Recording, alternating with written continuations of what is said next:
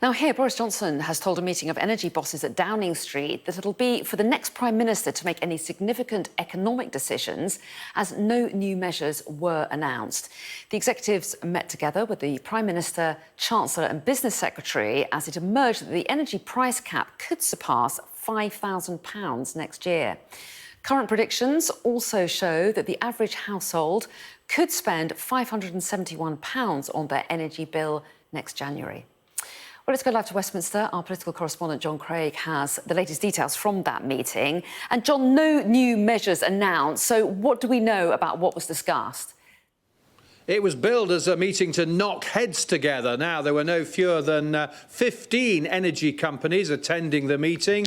Big names such as EDF, National Grid, Scottish and Southern Electricity, Scottish Power, Centrica, and so on. They were all attending this meeting. And according to the official readout, the Prime Minister who attended the meeting, wasn't expected to. It's due to be just the Chancellor, Nadhim Zahawi, and the Business Secretary, Kwasi Kwarteng. The PM, according to government sources, said that following our meeting today, we'll keep urging the electricity sector to continue working on ways we can ease the cost of living pressures and invest further and faster in energy security.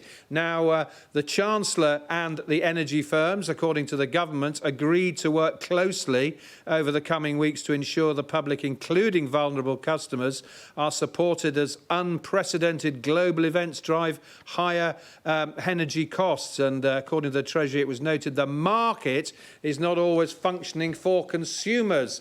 Well, if you thought that a lot of the energy bosses were unsympathetic to the plight of consumers, listen to this exchange between our Sky News colleague Matt Grant and the boss of Ofgem, Chief Executive Jonathan Brearley, immediately after the meeting as he left number 11 Downing Street. See if you how sympathetic you think Mr Brearley sounds to the plight of customers. Mr Brearley, was it a constructive meeting?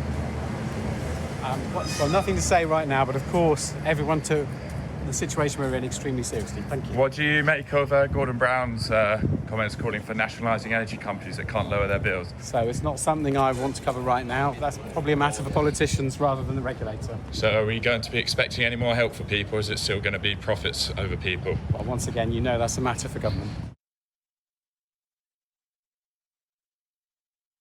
Ofgem is supposed to be the regulator, and I think a lot of people who think that that Ofgem is a fairly toothless regulator during this current cost of living crisis will not be impressed by the attitude of Mr Brearley in that exchange. After the meeting, the Prime Minister tweeted this: "I know people are worried about the difficult winter ahead, which is why we're providing support, including a £400 energy bill discount for all households. This morning, I urged electricity companies to continue working on ways to help with the cost of living." But the PM did, of course, stress that any extra measures will be for the new Prime Minister, Liz Truss or Rishi Sunak.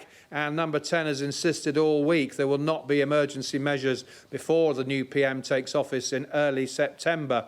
One person who's got plenty to say about all this, and his third major intervention this week, is Gordon Brown, the former Prime Minister, who has written another article today, this time in The Guardian, saying time and tide wait for no one, neither do crises. They don't take holidays and don't politely hang fire. Certainly not to suit the convenience of a departing PM and the whims of two potential successors. They don't take holidays. Who could he possibly be referring to there? Keir Starmer, perhaps, currently on holiday? Well, Mr Starmer's allies claim that the Labour leader is back from holiday and soon, and is going to have some engagements in Edinburgh next week and talk about Labour's response to the cost of living crisis next week. However, in the last week or so, it's certainly been Mr Brown, the former Prime Minister, who's been making the running on challenging the government on the cost of living crisis. The PM, of course, has attended this meeting today, despite criticism of his being missing in action by opposition politicians. No mention of a windfall tax being being beefed up today. The government insists that's still on the table if the energy companies don't start investing more in green energy. But Liz Truss does not like windfall profits and windfall taxes, and so that is pretty unlikely. Indeed, John, thanks very much indeed.